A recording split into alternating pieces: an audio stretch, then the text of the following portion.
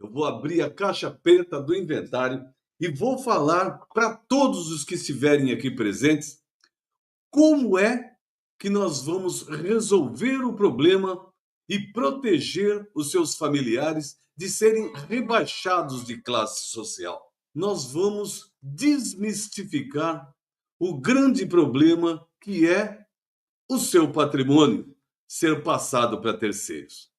Nós vamos dizer aqui para você e vamos abordar assuntos que vão evitar que os seus filhos devam ser rebaixados de classe social, ok? Bom, isso posto, eu vou me apresentar aqui. Muitos aqui já me conhecem, né? Sabem, a gente já tem passado bons momentos juntos aí, maus momentos também, né? Normal da vida. Mas meu nome é Ivonir dos Santos. Eu sou advogado, especialista em planejamento patrimonial familiar. Eu me especializei nisso porque, durante muito tempo, por 12 anos, eu atuei muito no mercado imobiliário, como consultor imobiliário. O que eu observava lá? As pessoas vinham para vender os seus apartamentos e eu verificava que de cada 10, 5 não tinham feito o inventário. E por que não fizeram o inventário? Aí, na hora de vender o apartamento, era difícil. Ninguém quer comprar um apartamento ainda para ser inventariado. Quem quer comprar é aquele que é investidor. E o investidor ainda vai baixar mais o preço. E eu ficava penalizado com aqueles filhos, né, aqueles herdeiros, recebeu, não tinha dinheiro para fazer inventário, não fez o inventário, tem que vender o imóvel para poder pagar o inventário. Eu falei, não, isso não é possível. Isto não é possível. Alguma coisa tem que ter. E comecei a estudar a lição. E aí que nós fomos ver que o planejamento patrimonial familiar é o sistema que vai resolver o problema e transferir o seu bem 100% para os seus herdeiros. E por isso que eu estou aqui hoje, depois de adquirir esta qualificação e saber que eu estou apto a indicar para você como você deve fazer. O detalhe é o seguinte: compartilhar. Eu vou mostrar para você como é que é isto. Aqui está. Aqui eu vou explicar para você como é que isso tudo pode acontecer. Ao invés de receber herança, seu filho vai ser rebaixado de classe social se você não souber o que eu tenho aqui para te mostrar hoje. Isto é fato. Por quê? Porque muita gente dentro dessa caixa preta aqui está cheio de gente que não quer que você saiba qual é o modelo alternativo para que você não tenha que passar pelo famigerado inventário. E, se você não souber, a coisa vai ficar difícil. Para você entender melhor, eu vou contar uma historinha. Uma historinha que é um fato. É um fato, e é um fato normal, que acontece com a maioria das famílias brasileiras. Assim fica mais fácil de você compreender. Júlio e Rosana tinham um filho, Rafael.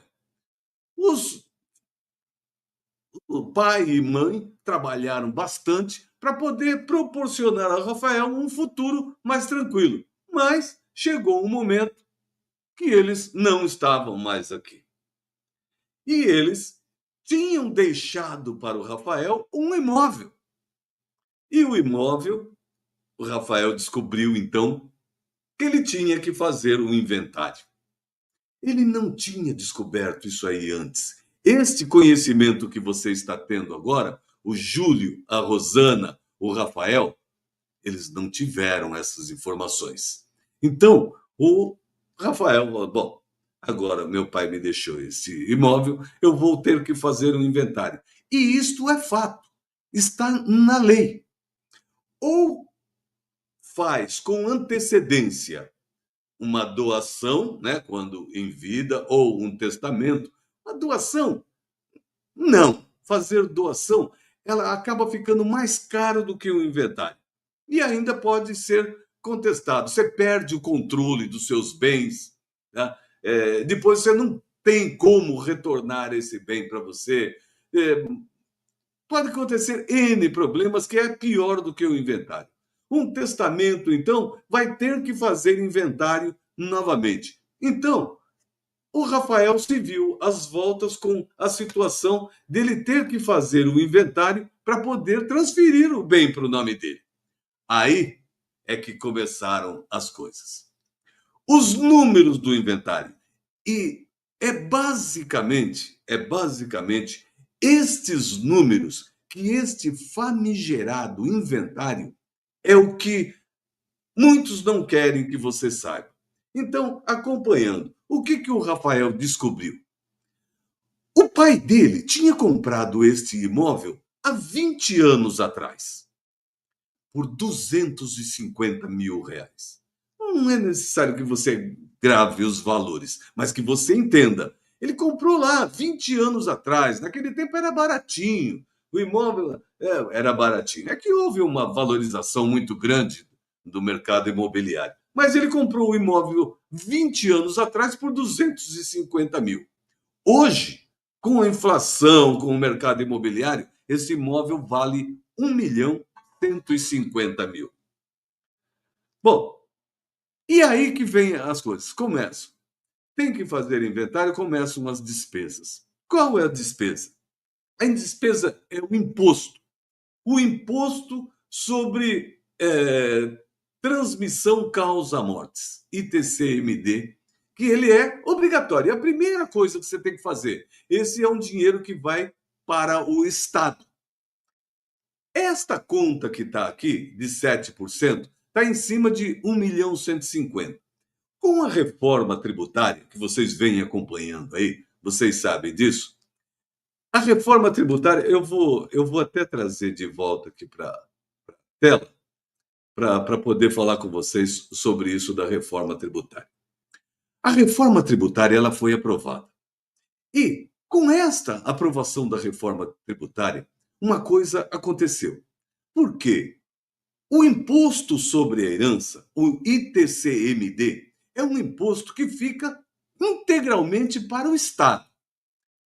E, na nossa Constituição, ele diz o seguinte: será cobrado até 8% de imposto sobre a herança. Cada estado, então, cobrava um valor. Aqui em São Paulo era, até o ano passado, 4%. No Rio de Janeiro era 7%, 8%, dependendo do valor do imóvel. Em Pernambuco era 8%, no Rio Grande do Sul 7%, Paraná 6%, mas isso não vem ao caso. É que a nossa Constituição diz que cada estado pode cobrar imposto sobre herança de até 8%. Como nós estamos falando aqui de São Paulo, o estado de São Paulo cobrava, até o ano passado, 4%. Quando veio a aprovação da reforma tributária, o estado vai deixar de receber o ICMS. Como o Estado vai deixar de receber os ICMS, o que disse a reforma tributária? Estado, para você repor esse dinheiro que você precisa para pagar os seus custos e tal, você pode cobrar até 8%. E que foi o que fez o Estado de São Paulo. Hoje, aqui em São Paulo, você paga escalonado até, vamos dizer, 137 mil, você paga 4%. De 137 a 350 mil, você vai para 5%. E aí tem uma tabela que vai. Em 1.150.000, você vai pagar 7%. E acima de 1.000.000, 1.210.000 ou 1.215.000, qualquer coisa assim, você vai pagar 8%. É isso o que diz a reforma tributária. Logicamente que ainda está para se aprovar uma lei que determine qual será o valor do imposto sobre a herança. Mas, para a gente continuar aqui nos nossos cálculos, nós vamos verificar aqui que o custo hoje para o nosso amigo aí, que está cuidando do investimento dele, a despesa dele por 1.150.000 é de 7%. E 7% em cima de 1.150.000, ele tem que pagar 80.500 de imposto do ITCMD. Isso vai para o Estado. Acabou? Não. Ele tem que pagar um advogado. Porque depois que ele paga esse imposto, ele vai no cartório para poder acertar os documentos e o cartório fala: olha, para você poder fazer o inventário, que só com um advogado. E os advogados tendem a cobrar de 3, 5, 7, 10, 15. Aí depende do advogado que você vai escolher. E lá no nosso escritório, a gente trabalha com 7% de honorários em cima do valor do bem. 1.150.000, 7%, 80.500 é o valor de honorários advocatícios. Você vai gastar 5.000 reais do cartório, porque você é obrigado a ir no cartório, ele vai passar para você um monte de documentos e onde você vai pedir certidões, certidão de cartório, certidão de distribuidor. Bom, são N certidões que não vem ao caso a gente abordar isso. Você vai gastar mais uma média de 3.000 só com certidões que você vai tirar no cartório. Além do que, depois disso tudo pronto, acabou? Não. Você tem que registrar o imóvel. Você não, o seu filho, o seu herdeiro que está com esse abacaxi na mão para resolver. No momento em que ele está mais triste por ter perdido um ente querido, ainda se vê as voltas com toda esta burocracia do inventário. Aí ele tem que fazer o registro de imóvel. E o registro de imóvel, em média, 7.000 reais. Alguns mais barato, outros mais caro, mas na média é 7.000 reais que se gasta. Ou seja, para fazer um inventário, o filho vai gastar 176.000. Ou seja, comprou um imóvel de 250.000, que hoje vale 1.150.000, e para transferir para o nome dele, ele vai gastar 176.000. Seu filho tem esse dinheiro para transferir o imóvel para o nome dele? Quem vem lá de uma faixa de 250.000 valor do imóvel, é muito difícil que tenha 176.000 para poder pagar e fazer o inventário. Esta é a grande dificuldade. E aí, o que acontece nesse caso? Isso daí que representa 15% do total do patrimônio, porque 1.150.000, 170.000, 15% do total do patrimônio. Solução que encontrou o nosso amigo Rafael: não dá para eu fazer um inventário se eu não vender o imóvel. Eu preciso vender o imóvel para que eu possa fazer o inventário. Tem mais um detalhe que é bom que você saiba. Você tem um prazo de 60 dias para dar entrada e pagar essas taxas. Você tem um prazo para poder dar entrada no inventário, senão você vai incorrer em multa. Aí é 10% sobre o valor do, do imposto, né? É 10% sobre esse valor a cada ano que passa. Primeiro de 2 meses que você não fez. Aí depois, a cada ano, ele vai sendo acrescido de 10% sobre o valor da multa, sobre o valor do imposto. Então, você tem um prazo de 60 dias. Solução: vender o imóvel. Vender o imóvel. Quem é que vai comprar um imóvel que está para fazer inventário? Um investidor. Aí que tá. E o investidor, ele não vai querer pagar o 1.150.000. Ele vai vir naquela, quem vai comprar um imóvel que quer morar, ele quer comprar e já quer fazer a transação e transferir para o nome dele. Ele não quer esperar tempo para fazer inventário, tal, para depois ele mudar. Quem compra o imóvel quer morar lá. Logo, Um investidor é que vai querer comprar. E ele fala assim: eu pago mais 20% a menos. Um imóvel de 1.150.000, o cara fala: tá aqui, ó, eu pago 920.000. Ele vai descontar mais 20% do valor do seu imóvel. Aquilo que você já tinha lá para pagar, 15% do valor do imóvel de inventário, vai ser acrescido mais 20%, porque com certeza o investidor não vai pagar 1.150.000. E isso cai para 920.000. Acabou? Não. Aí tem um outro problema. Você vendeu o imóvel por 920.000. Como foi comprado lá atrás por 250.000, você tem um ganho de capital. O que é o ganho de capital? É aquilo que o mercado imobiliário cobra. O Estado cobra imposto sobre o ganho que você teve.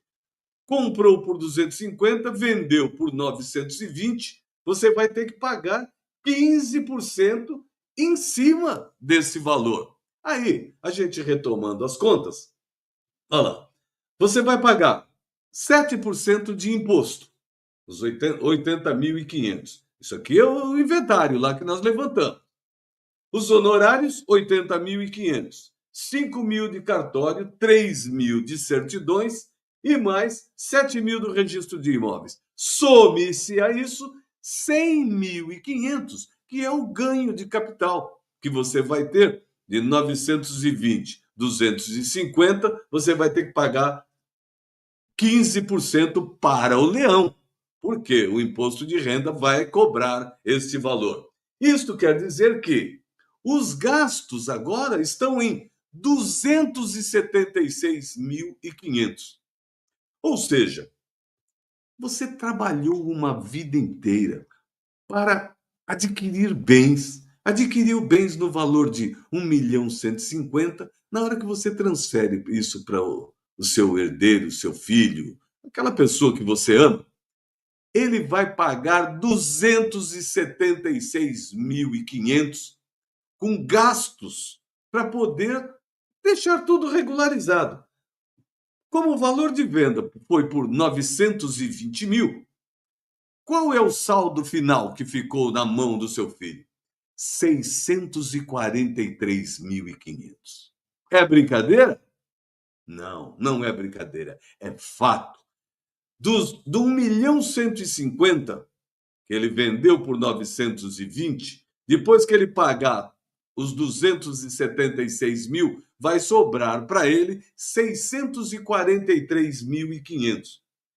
É muita grana para quem já pagou o imposto, o imóvel já estava pago, ninguém ajudou a comprar nem nada.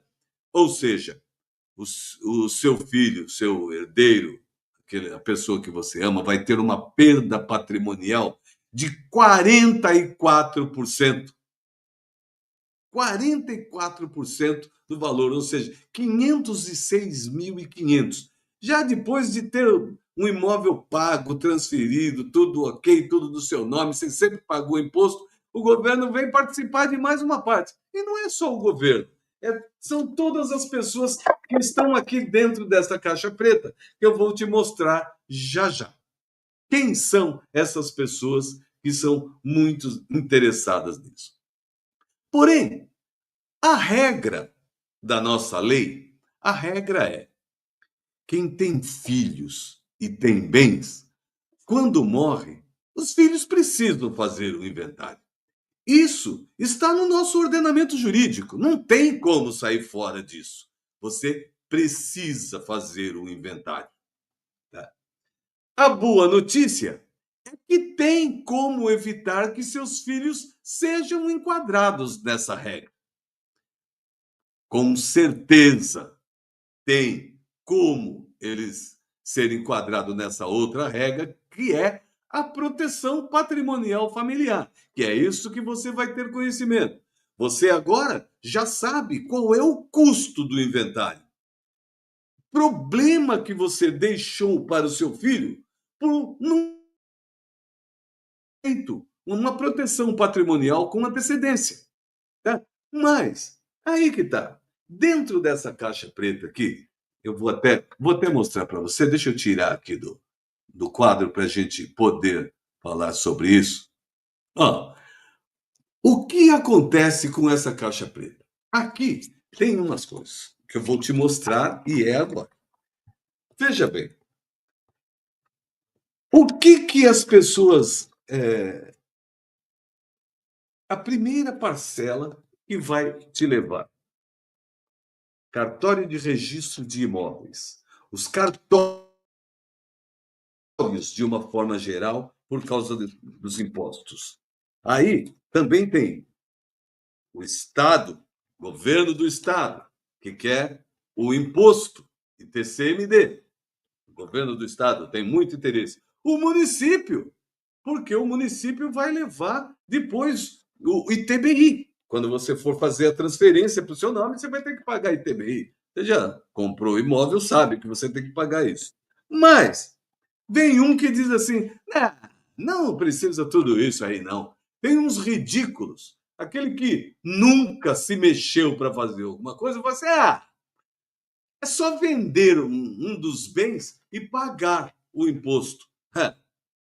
Não é assim. Esse daí, o cara que faz esse tipo de comentário, é porque ele nunca trabalhou para conseguir com dureza, né? Aquela loucura que é de você trabalhar com afinco, engolir sapo, aquilo tudo para poder deixar os seus herdeiros numa situação mais confortável, vai vender o bem para poder pagar o imposto? Não. E aí, o que tem? Isso daqui é uma coisa muito importante que vocês têm que saber. Os bilionários, eles não fazem inventário. O que os bilionários fazem para inventar o inventário? Você vai saber. Mas voltemos aqui ao nosso quadro. A boa notícia é que tem como evitar que seus filhos sejam enquadrados nessa regra. E esta regra, anteriormente, olha lá, tem como evitar o inventário. E como se faz isso? Realizando uma mudança de paradigma na sua vida. Por que a gente fala realizar uma mudança de paradigma? É necessário que você pense diferente. Porque todas essas pessoas que controlam essa caixa preta e querem que você continue gastando, advogado, inventariante, cartório, é o Estado, é o município, é o imposto de renda, a União, os cartórios, um monte de gente, corretores também. Ninguém quer que você saiba isto, porque se você fizer isso com antecedência, você diminui os valores. Então você precisa mudar a sua cabeça. Presta atenção nesse detalhe aqui. Ó. Isso daqui é que você tem que mudar na sua cabeça e entender uma coisa: quem não tem vida eterna não tem que ter bens. Não é que não tem que ter bens, não tem que ter bens no seu nome. Né? Como assim? Como faz isso? Como faz isso? Você não vai ter o bem no seu nome, você vai ter o bem por meio de uma empresa. Você vai criar um CNPJ. Vamos falar aqui, juridiquês. Olha o juridiquês aí, gente! Sem juridiquês. Você vai, assim como você tem um CPF, e você compra e coloca as coisas no seu CPF. Aí, a regra é clara. Quando você não estiver mais aqui, quem for ficar com os bens vai ter que fazer um inventário. Tá? E, para sair fora, como tem que fazer isso? Agora que você que é o proprietário de tudo, você cria uma empresa. Uma empresa que não faz nada. Você tem as coisas no seu CPF. Você tem que transferir isso para um CNPJ. Por quê? O CNPJ é que vai ser o proprietário, que ao invés de você comprar o imóvel e ter ele no seu CPF, você vai criar um CNPJ que nós vamos chamar aqui de uma empresa cofre. Não é, é uma empresa que não faz nada, é uma coisa meio maluca, assim. Como assim, uma empresa que não faz nada? Espera aí que tem um comentário aqui, vamos ver o que a pessoa está perguntando aqui para nós. Deixa eu ver. Tarará. A, a Cíntia e a Franciele está aqui com a gente. Não, só tá cumprimentando. Mas voltemos aqui no assunto. Como que faz isso? Por meio de uma empresa que não faz nada. Você compra o imóvel, ao invés de colocar no seu nome, você coloca esse imóvel nesta empresa CNPJ, que a gente vai chamar de uma célula COF. Você coloca lá dentro. É meio maluco, mas é uma empresa que não faz nada. A única coisa que essa empresa faz é administrar os seus bens. O bem que estaria no seu nome, no seu CPF, para que você não tenha que ter problemas, você coloca ela dentro do cofre. Comprou o imóvel, transfere ele para essa empresa que não faz nada, coloca ele dentro do cofre. E depois? Depois, estando o bem dentro do cofre, né? Você colocou dentro do cofre. Quando você não está mais aqui, este bem você vai transferir diretamente para os seus filhos. De que forma? Quando você tem uma empresa, que é essa empresa cofre, você já dentro dessa empresa cofre, você já deixa lá escrito no contrato social de que forma que você quer que seja dividido. Aí é uma coisa bem, que eu vou dizer para você, é uma coisa bem real, mas ela fica sob seu controle, ela não é transferido para os seus bens. Você tem usufruto de todos os seus bens, apesar de você transferir para os seus filhos, você fica com todo o controle. Enquanto você estiver aqui, eles sabem que os seus bens estão dentro do cofre e que um dia isso tudo será deles. Mas, por enquanto, é tudo seu. Você vende, você aluga, você dá, você empresta, você é, reforma, você que cuida de tudo. Mas nós vamos deixar o que nós chamamos de um sistema de gatilho. Para quê? Para que quando você não estiver aqui, esta linha que mostra aqui a divisão, que esta linha aqui, ó, que mostra que você tem o controle desses bens. Quando você não está mais aqui, a chave desse cofre, que até então era única e exclusivamente seu, passa para as pessoas que você ama. Automaticamente, no que a gente chama de um sistema de gatilho. Esse sistema de gatilho é que transfere os bens para os seus filhos, então.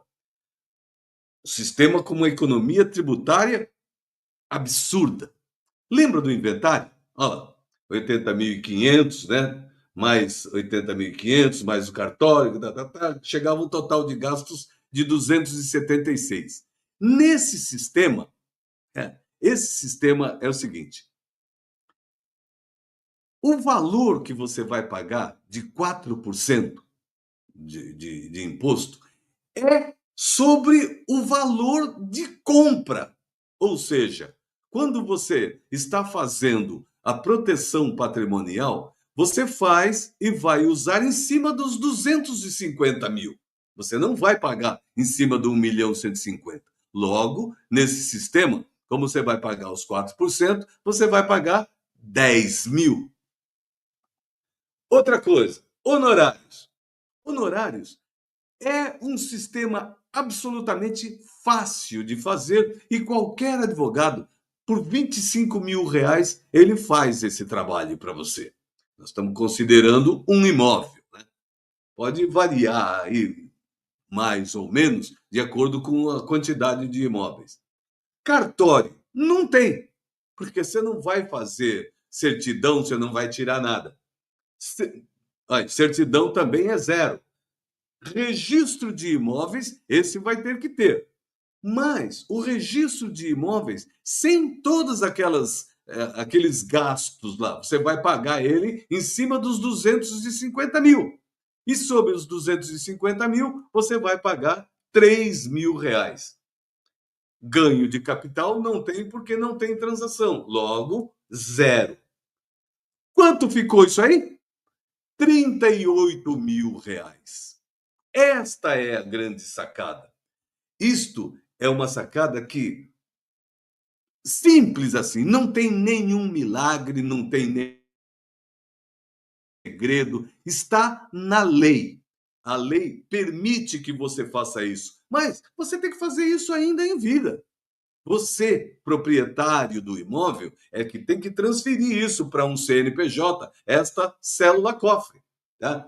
A diferença financeira de tudo isso daí é de 238.500 em relação ao que você iria pagar lá para fazer o inventário e vendendo o imóvel. A economia é absurda.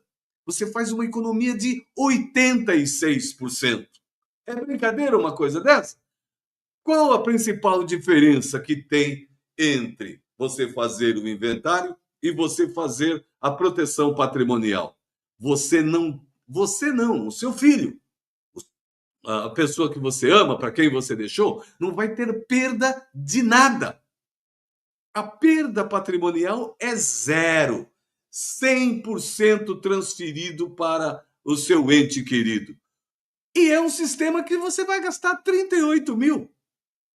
Ele cabe no seu bolso. Você não tem que pagar 276 mil.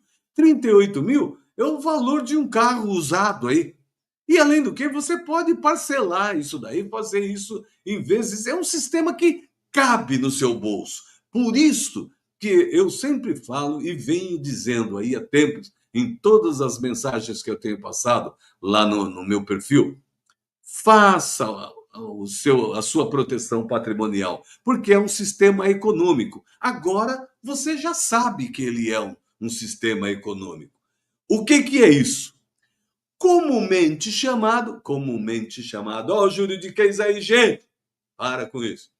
Normalmente se chama essa proteção familiar, proteção patrimonial familiar, se chama de holding familiar, que é uma empresa que não faz nada, que só administra os seus bens e que vai trazer para você essa economia absurda.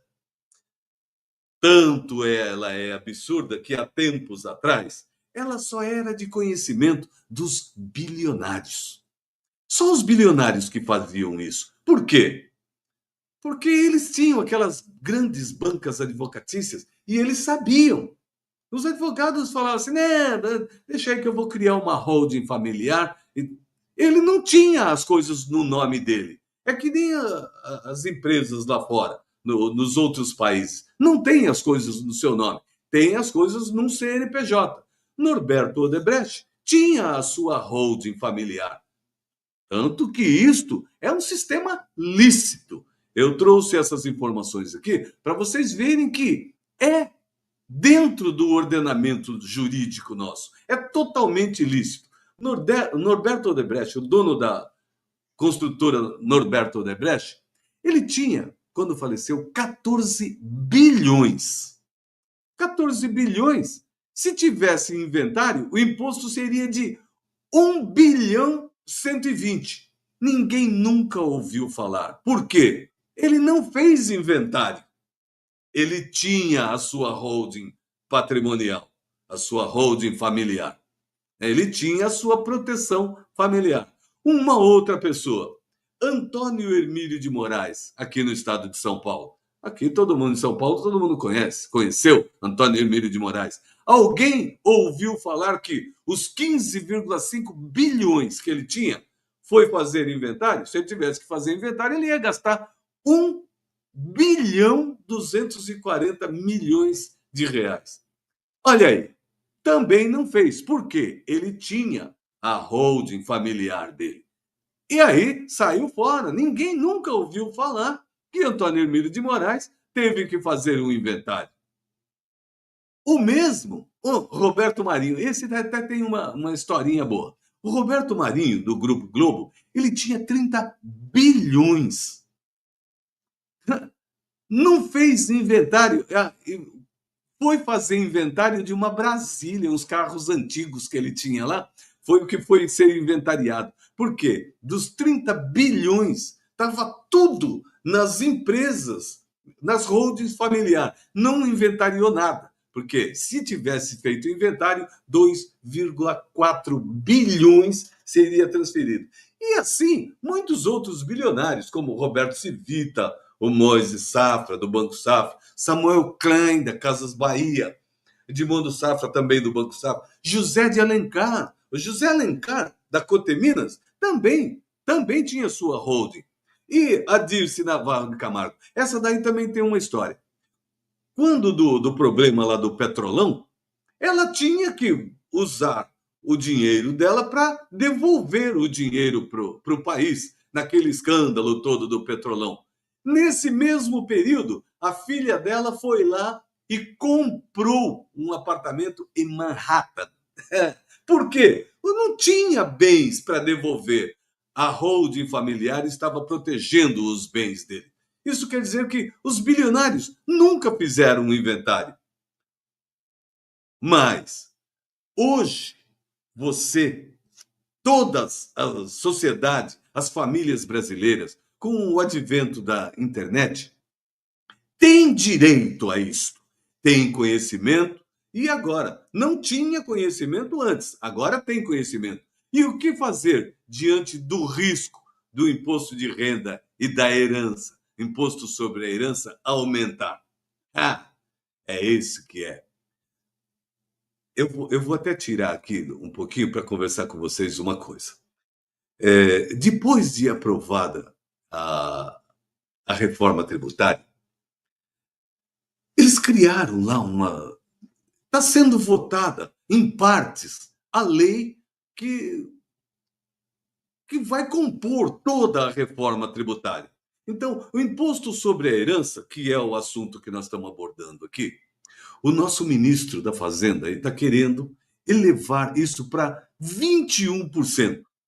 E por que ele está dizendo que ele.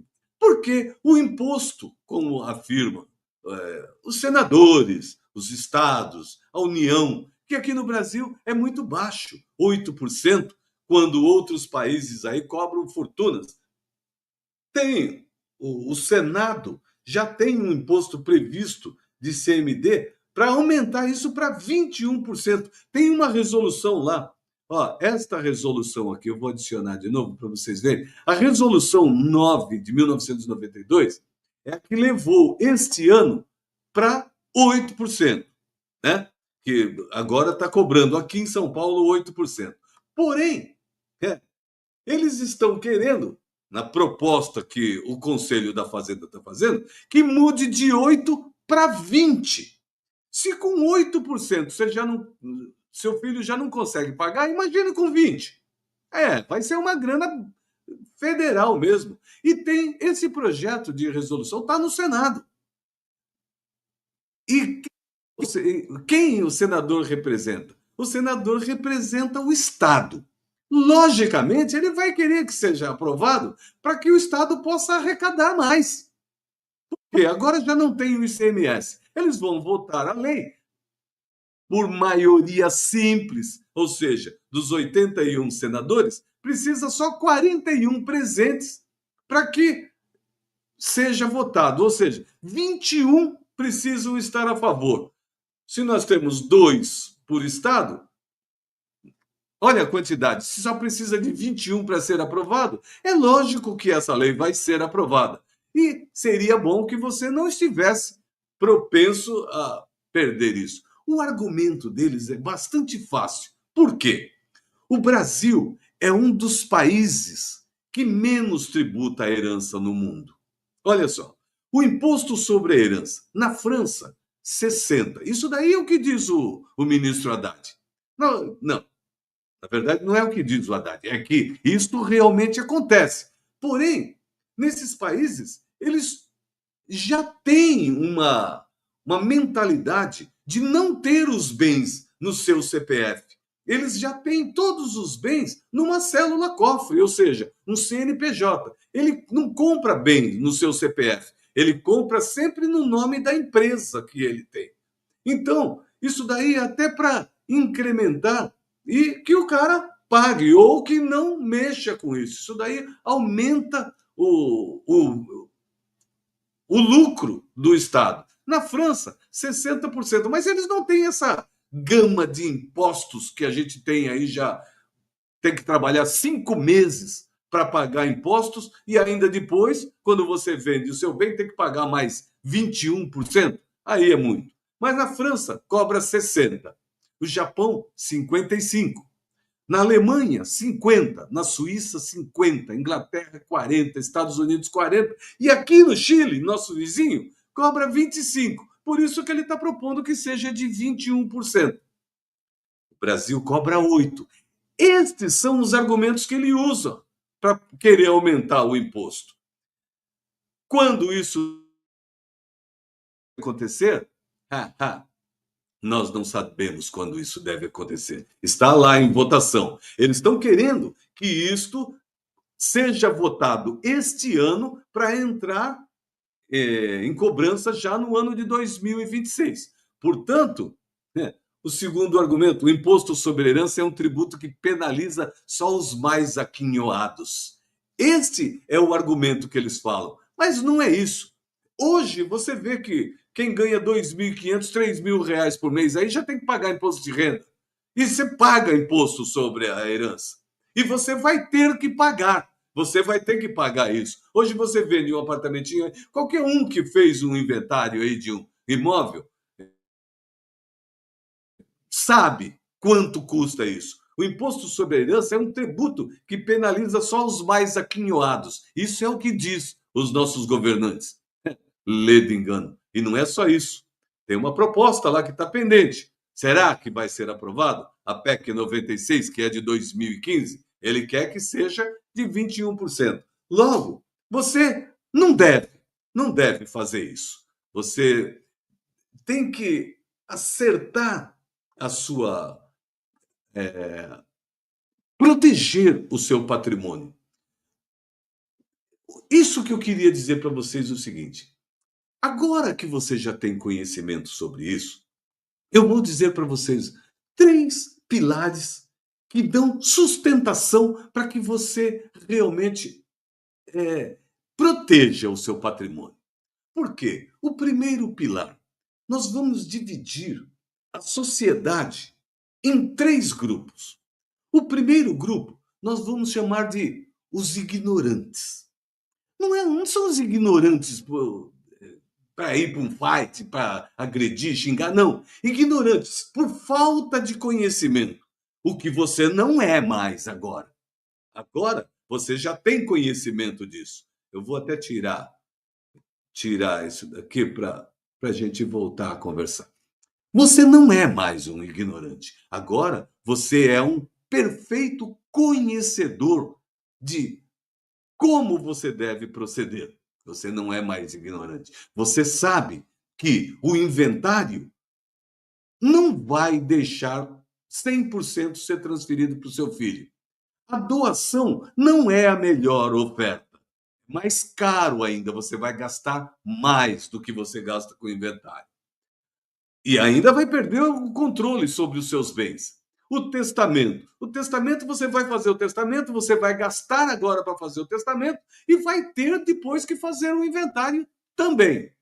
Logo, não é o melhor negócio também. Seguro. O seguro é importante que você faça, se você tem aí uma disponibilidade de pagar um seguro, mas não para pagar os impostos, e sim para dar um futuro financeiro melhor para os seus herdeiros. Tá? Então, você não pertence mais à faixa dos ignorantes. Desculpe. Por quê? Agora você já é uma pessoa que conhece. Desculpe, deixa eu fazer um comentário aqui. Tem uma pessoa comentando aqui, fazendo.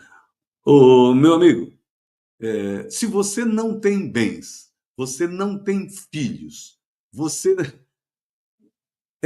Você não tem. Eu vi que você anotou ali. vai assistir a novela, não precisa ficar aí escrevendo coisa, tá? Deixa a gente seguir aqui. Isso daqui é só para aqueles que têm conhecimento, aqueles que querem saber um pouco mais. Você pode ficar, bom, como ignorante você não vai ficar porque agora você já aprendeu como é que você faz a holding familiar. Mas então deixa aqui que os outros saibam, tá bom? Vai lá. Se você quiser, fica aí, mas não fica escrevendo coisas que você não tem conhecimento, tá bom? Desculpe aí, gente, mas sempre tem algum engraçadinho. Bom, dito já isso sobre o pilar um, vamos para o pilar 2. Tá? O pilar 2 são os procrastinadores. Os procrastinadores é que nem esse sujeito que estava aí agora. Ele não quer nada, ele. Ah, que nada. Meu filho, depois que cuide de fazer o inventário ele mesmo.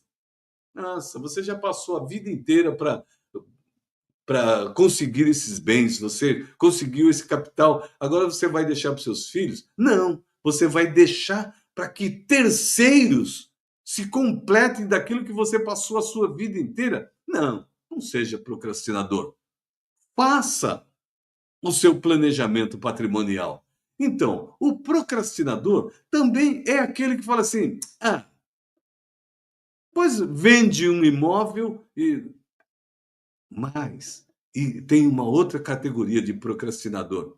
Ah, mas agora não é o momento para mim. É, eu estou tranquilo ainda. Então, veja, hoje é 8%. Você já vai pagar aquela grana preta lá, vamos dizer assim, no popular, né? Muita grana. Se isso realmente mudar o ano que vem para os 20, 21%, como eles estão querendo, aí vai ficar uma fortuna. Ou seja, um inventário que você faça, quer dizer, você não é você, é quem ficar com o bem. Que fique a sua esposa ou esposa, que fique o seu marido, vai fazer um inventário. Já gasta lá 25, 30, 40% do valor do imóvel. Aí depois, seu filho tem que fazer. Lá vai mais. Ou seja, 3 inventários que você fizer, você transferiu o seu bem para terceiros. Perdeu tudo. Então, é muito interessante que você faça antes. Não seja um procrastinador. E o terceiro pilar? O terceiro pilar, que nós vamos chamar aqui de os resolvedores. É, o resolvedor, eu até anotei aqui para. Então, o resolvedor é aquele que, como nós já estamos chegando no final, é aquele que vai gozar da benesse que eu disse lá no início da palestra. Lembra que eu falei que quem ficasse até o final teria é, uma boa notícia. A boa notícia é a seguinte: os procrastinadores e os ignorantes não terão vez a isso, mas aos resolvedores nós vamos possibilitar que ele possa fazer toda esta transação pela metade do valor. Quer dizer, você vai procurar o meu escritório, porque aqui não. Aqui nós não vamos conversar sobre isso. Se você tiver interesse, depois você procura o nosso escritório e aqui mesmo, aí embaixo dessa tela do YouTube, tem aí seção de viabilidade. Por quê? Para fazer a sua holding, também tem uma coisa que tem que passar por 3 etapas. Não é assim, vou fazer a minha holding. Primeiro, precisa passar pela seção de viabilidade. Por quê? Nós temos que ver se isso é realmente um, um instrumento que vai resolver o seu problema.